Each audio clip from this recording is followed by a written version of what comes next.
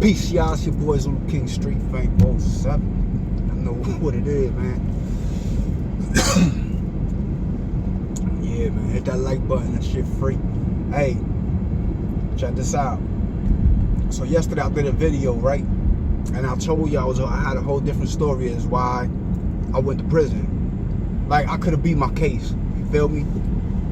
So I told y'all I might do a video on that. So I'm gonna do a video on that.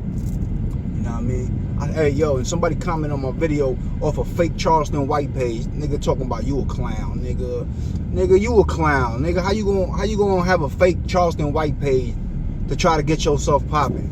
You got a page under somebody else's name to try to get your channel popping, nigga. Goofy ass nigga.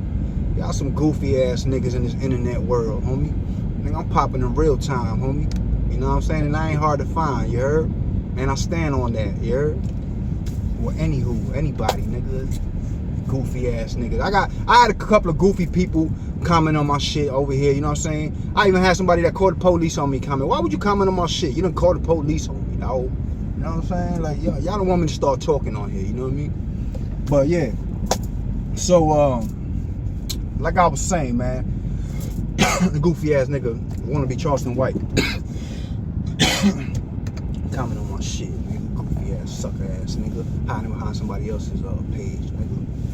You know what I mean? Hey, listen. So anyway, the story was this. You know what I'm saying? Why I ain't beat my charge. You know what I'm saying? The powers that be work in mysterious ways. You know what I'm saying? A lot of things go on in life that you can't really explain why it's happening or what it is. But like I told y'all yesterday in that video I did, I was supposed to beat my charge. You feel me?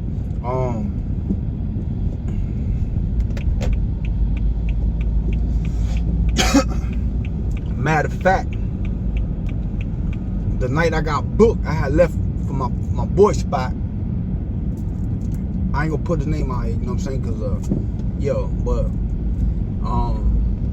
I had left for my boy spot, and I had needed some work. You know what I mean? I had needed some work. Now a lot of things is going on. Let me start off like this. A lot of things is going on at this time. A lot of gunplay was going on, and we was looking for somebody. You know what I'm saying? A dude killed my boy. Excuse me, at the strip club on the east side of Orlando, in the Diamond Club. This was like 2008. Rest in peace to the homie Gutter. But you know, my man's had got killed. There was a TV show called Fugitive or some shit like that back in the days. Fugitive Hunters, and they was like in New York. So the nigga that killed my boy, he ain't get caught. You know what I'm saying? He had dipped. So I spoke about this a couple of times on here. Everybody went to the strip club. I had just got out of jail. I was supposed to go with them. I didn't go. They went to the strip club. Niggas got into an argument with each other. You know what I'm saying? Everybody got kicked out. One of the niggas there, his name was Tito. He was arguing with I don't know who, supposedly. Gutter got in the middle, was like on some peace shit. The Jit Tito left, came back and pulled out the fire on him and shot him like 6 times. He shot Gutter. You know what I'm saying? He left and my homie he left in my homie Fatal's car, right? And he left his own car there. He came in his own car, but he had my homie's keys because he had served somebody. My boy gave him the keys to the car. Was like, yo, that shit's in the car. You do your thing. I don't know your people. He went to the car. He served the people, never get the keys back. So when he peeled off in his own car, came back with the blicky, shot my boy, peeled off in Fatal's car this time. Feel me? So he left his own car there. Security got shot. Bunch of witnesses there. They got his car with his license plate and his name and all that shit on there. So they knew who it was. They locked my boy Fatal up as an accessory because he had his car. So they're like, how he got your car keys? Whoop-de-whoop-de-whoop, whatever. Fatal, get out, whatever. Now we hunting for this nigga. So we in front of his mama house. We in front of his mama house in a rental. The police is down the street in front of his mama's house watching to see this nigga because he got away from the scene. So they watching and we watching. So that's the type of shit that was going on. You know, like drive-by shootings, all kinds of shit was going on. So I was real like paranoid at that point, you know what I'm saying? Like everything was like, I'm watching every car that go by, I'm watching everything, you feel me? So boom, I'm chilling with my dog, my boy Pete. We at his homegirl Tiffany's house with my nigga Manito J and all them. So we hanging out and all that. Rest in peace to the homie Pete. So Shorty had got the chick Tiffany, I got out the hospital. She like a diabetic or something. I was telling him, yo, I gotta go see somebody, yo, take me up there. They was arguing. He was like, he didn't want to go. So he said he had to go serve somebody else, whatever. So he's like, yo, tell her to take you, whatever. So I gave her some money for gas. She took me, but somebody kept calling me for some crack. You know what I'm saying? I ain't had no crack at the time. So I did have crack, but it was stashed at the crib. And I couldn't go to the crib with this chick, you know what I'm saying? Because I was with my baby moms at the time, and my boy was messing around with his baby moms with this chick, and they want, you know what I'm saying? That wasn't gonna happen. So I pull up to my mans and them. I slide off. When I slide off, the boys is behind us. I was supposed to leave the blicky with my mans, so when I pulled up, I seen the boys was everywhere. They was flipping everything. So I said, yo, I'm gonna leave the blicky with my dog, because if they flip me when I come out, I ain't gonna try to get caught with that bitch. Because there's too many cops outside. So talking shit with my boy, I get caught up and I leave, and I still got the blicky on me. So I'm like, damn, nigga, I remember when I see the cops, I'm like, shit, we get in the car, we peel off. The cops get behind us. It's some undercovers. They bust the right though. They kept going. They busted the right. We go to the gas station. I get gas. I go in there, I'm talking to a couple people, whatever. I walk out. When I walk out, a minivan comes like next to me, like, you know what I'm saying? It got so many layers of tint on this minivan. It's all bubbled up though, you know what I'm saying? Like it's bubbled up tint, it's sloppy, it looks like it got 3 or 4 layers of tint on here. You can't see shit. You can't see in the car. I don't know how they can see out the car. You know what I'm saying? So, you know, I had a bunch of little jewelry on and all that. Nothing too crazy, you know what I'm saying? So just, you know, hanging out. So when I come out the stove, I go to cross to the pump where she at, the gas pump where she at, and the car hit the gas and then the brakes, you know what I'm saying? Like, so I'm like, yo, what the fuck, nigga? You know what I'm saying? So I go to walk again and it did it again, but I got the blick on me, you know what I'm saying? So I kind of tilt a little bit to the side like that, and I reach and I grab it. All the doors open up on that bitch. When all the doors open up, nigga, all you see is this, bro. It's like 6 people in there like that. Police. It's the Duke boys. We call them the Duke boys out here, the jump out boys. But in Orlando, they call the Duke boys. So they only deal with narcotics and drugs and all that type of shit like that. So I'm in a high drug area. I'm on OBT and Anderson at the Sicko right there. If you from Orlando, you know that shit is mad fucking high. You know what I'm saying? So that's where I'm at. Boom. So when I see it's the boys, I said, oh shit, they go to jump out on me. I'll run right by their ass. I'll shoot right by them. So I go behind the stove. Now behind the stove is an alleyway. So they got me on camera in front of the stove coming out the stove. Then they got me on camera running and shooting right by the police. They start running behind me. Some of them ran around the stove the other way to try to cut me off. But behind the stove, there's no cameras. So I'm like, I gotta get this thing off me. I had coke on me, I had weed on me. I think I had the krills I just picked up. I just picked up some crack. That shit was in the car though. You know what I'm saying? So I was dirty and shit. I had the pistol on me, one in the head.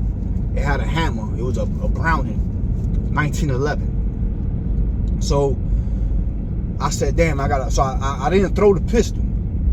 I used to always like wipe the pistol off and shit before I put it in my waist and shit. This is when I was living like that, you heard? I don't live like that now. But yeah. So, you know what I'm saying? I wiped it off, you know what I'm saying? Whatever. I always had it wiped off from my waist. But I grabbed it with my shirt while I was running. I grabbed the pistol with my shirt. And I said, I couldn't throw the shit like that because I didn't want them to see me. You know what I'm saying? I'm like, yo, they're going to see me throw it. But I got to try to get rid of this without them seeing me. So I grabbed the pistol by the I grabbed a pistol by the by the butt, but I grab it with the shirt and I drop it. Now mind you, the hammer's cocked back, it's already loaded, so I was trying to kick. I'm gonna kick it, you know what I'm saying? So I'm like, yo, I hope I don't kick this hammer and this thing go off back here. So I drop it, boom. I kick it, and it was a chrome piece too, you know what I'm saying? So you can see it, you know what I mean? And you hear it when it hit the floor and it starts sliding. When I kicked it, the police saw it right away. He shoot me with the taser, boom. So he shoot me in my upper back, you know what I'm saying, with the taser. So when you hit me with the taser, I'm like, ooh, you know what I mean? But I keep running.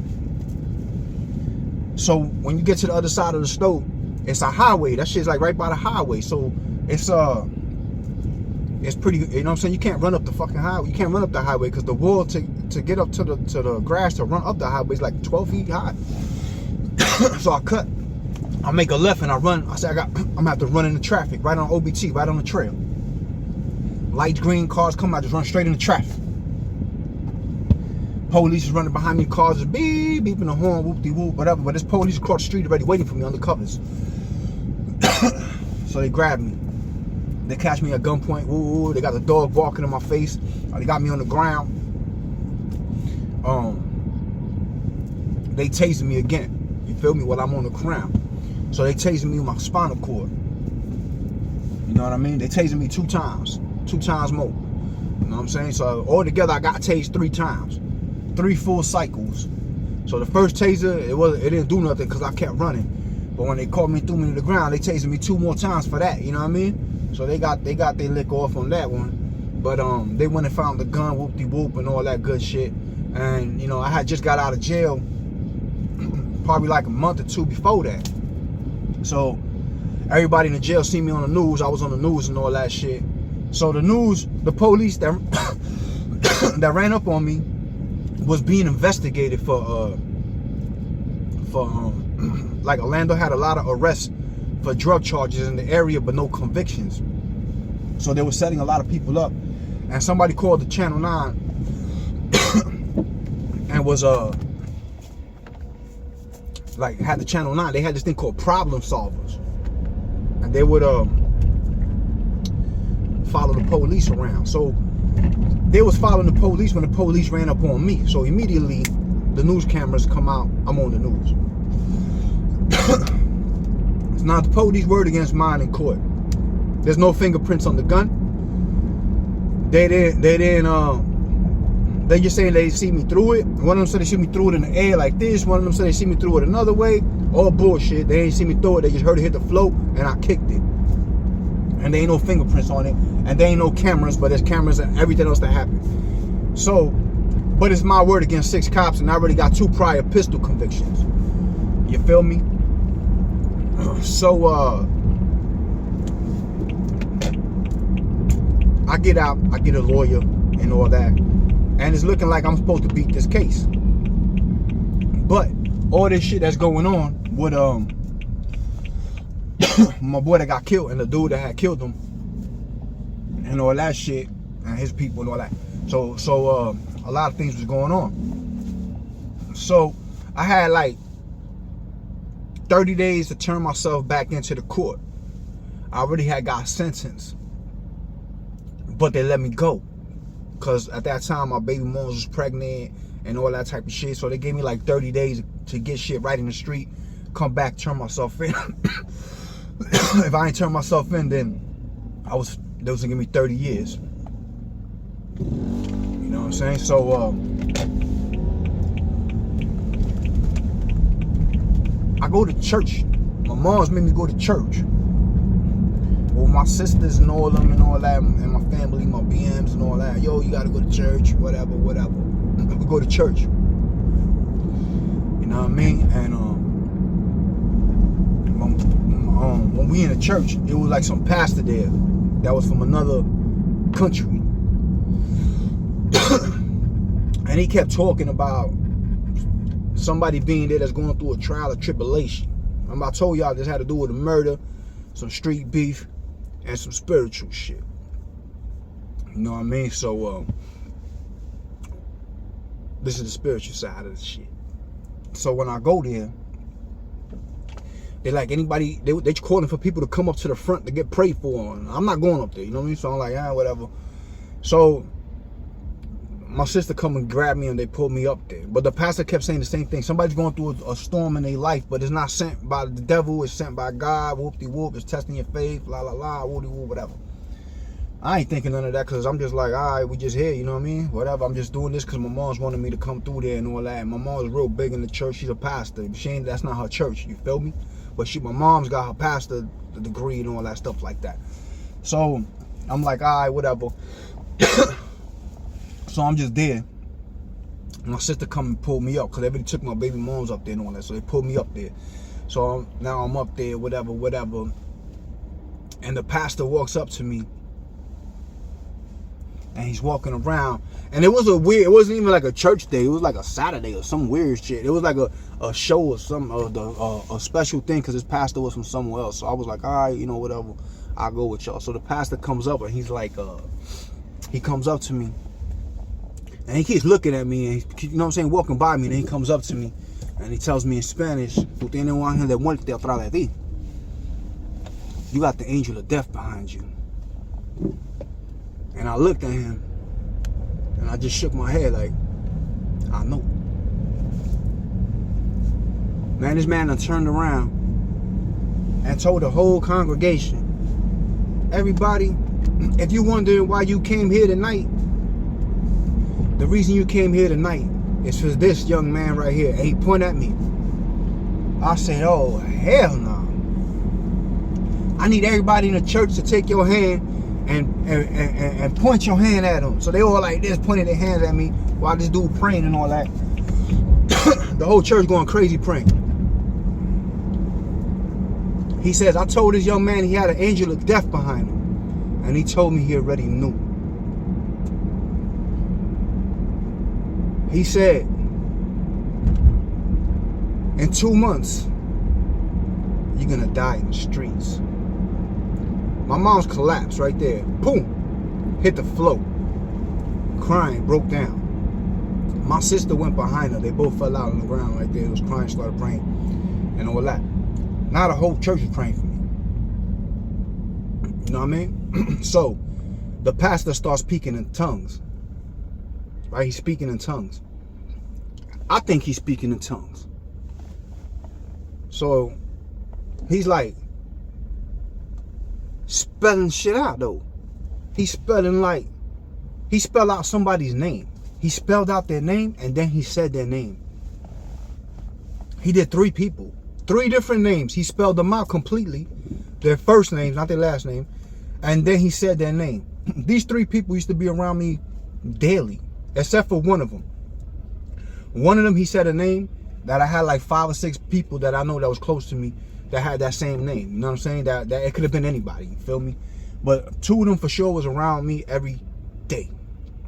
Every day. I never seen this pastor before. I never met him. He wasn't even from the United States. So he spelled out these names, but I'm thinking he's speaking in tongue until I catch on when he say their name. I said, oh snap, this nigga just spelled this nigga's name. Then he said somebody else's name. He spelled it out. By the 3rd name he spelled out, I already caught on that he's spelling out these niggas' names. So, he told me, ellos son envidiosos de ti y te quieren setear a matar. Right? He said they envious of you and they want to set you up to kill you. The 3 people's names that he told me. 2 of them was around me every day. And I thought about dipping on the court date and all that. But he said in 2 months, you'll be dead. And he also told me that I was going to get out of jail earlier than I was supposed to. But I had mandatory time. You don't get game time. In Florida, you don't get game time for a pistol charge. It's day for day. So boom. I said, oh shit. So I'm listening to this dude because the names that he's saying is like these people be around me. How he know this? You feel me? So whatever, they did their prayers for me and all that and all that and all that. Boom. That's why I ain't beat my case. You know what I'm saying? Like I said, the higher powers, God, whatever, you may be believe in the law, you may believe in Jesus, you might be, you know what I'm saying? But God had a different, like a different plan. You see what I'm saying? Like, I was supposed to beat this case. You ain't got me on video. The police was crooked. They was being followed by the news because they was crooked. There's no fingerprints on the gun. But yet, I'm about to go through 3 years and 2 years probation, a 5-year bail altogether for a gun that you ain't even got no fingerprints on. You got me on camera throwing it. You got some crooked ass cops that's being investigated. That's the ones that arrested me. I was supposed to beat this case, and I got a paid lawyer. I ain't got no PD. I got a paid lawyer. And I still ended up doing time because that's how it was designed for me.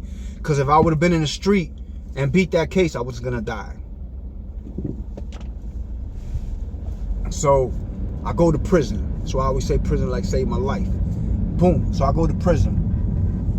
While I'm in prison, I'm reading my paperwork because I was bored. You know what I'm saying? When you transitioning through prison and you go to the reception center and then they send you to your camp and all this shit and all that, you get there, you don't really know nobody and all that. So I'm just reading through my paperwork, and on my paperwork it said that the judge gave me, let's say for an example, the judge gives me 200 days credit, time served, that I already did for this charge. But in reality, the prison, when I got to the prison only gave me 120 days. Let's say 110 days. Let's say the prison gives me 100 credit for days, time served, 110. The judge in the courtroom gave me 200 days. This is an example. So I'm reading my papers and I'm like, damn, yo, these days ain't adding up. So I talked to a jailhouse lawyer. I'm like, yo, but the judge told me in court that he gave me credit for this many days, but I didn't do that many days. The judge just messed up and he gave me 200 days. I really only did like 110 or whatever it was that the state gave me. That DOC gave me is what I did. What the judge gave me, he gave me the wrong, you know what I'm saying, the wrong time. I don't know where he got that from, but he already said it in court. Once he said it in court and it's recorded and documented, they have to abide by that. You see what I'm saying? So I didn't know that. So when I'm talking to the jailhouse lawyer, he was like, yeah, man. He was a cool, there was a dude out, he was a white dude. He was a badass jailhouse lawyer. He kind of trained this other dude and put Buddy up on, like, you know what I'm saying, some law games so he could hustle, because dude ain't get no money or nothing like that, you know what I'm saying? So he put Buddy up on that so he could hustle and all that, you know what I'm saying, because he was going home. But we used to call him the white Johnny Cochran, you know what I mean, the other lawyer. He knew his shit. So he put the other dude on. That's the dude I talked to. But you know what I'm saying, I used to look out for dude and, you know what I'm saying, give him like little work here and there and stuff like that. Not no dope or nothing like that, but just like, you know, some people, you give them clothes to wash and shit like that, you know what I'm saying, they don't get no money, you know, whatever. And pay them, you know what I'm saying, to do your laundry and all that shit like that. So boom. So the white Johnny Cochran, the second one, he tell me, yeah, man, this and that. So I said, yo, I give him $15 in canteen. Here, he do the motion for me. He said, whatever the judge said in court gotta be honored, because the judge said it and it's documented. You know what I'm saying? It's recorded on a document. So boom. I go, they grant it, man. He do the motion for me, they send it in, they grant it. And they gave me those days. And I ended up getting out earlier than what I was supposed to get out. By like 2 months. 2 or 3 months, I got out earlier than I was supposed to get out. Because they had to give me those days the judge messed up and gave me. You feel me? So the pastor that told me I was gonna die, when he got off the stage, the other pastor, the regular pastor, said he wanted to pray for me. And when he was praying, he told me, you're gonna get out earlier than what you're supposed to. And that's what happened, bro. You know what I'm saying? But yeah, that's my little story, man. I wanted to tell y'all why I didn't beat my case. So sometimes in life, man, you might be going through something and you don't understand, like, why it's not working out for you. And it's supposed to. All the cards are supposed to fall in your favor.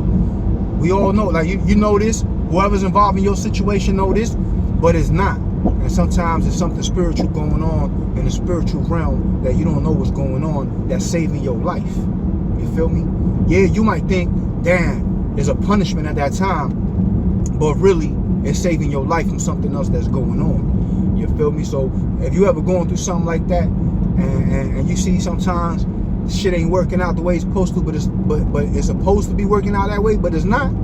Just keep that in mind, man. It might be for the better that it don't. You know what I'm saying? Because it might work out good for you for that moment, but it might cost you something bigger later on, like your life, like me. You know what I'm saying? If I would have beat that case, I would have been dead. I wouldn't be here. You know what I mean? So yeah, man. I just wanted to share that little story with y'all because I told y'all yesterday I was gonna do that. You know what I'm saying? So yeah, I just wanted to hit y'all with some new content and stuff like that. It's your boy Zulu King, Street Fame 407. Y'all know what it is. We all gas, no brakes. If you ain't gonna be good, be safe.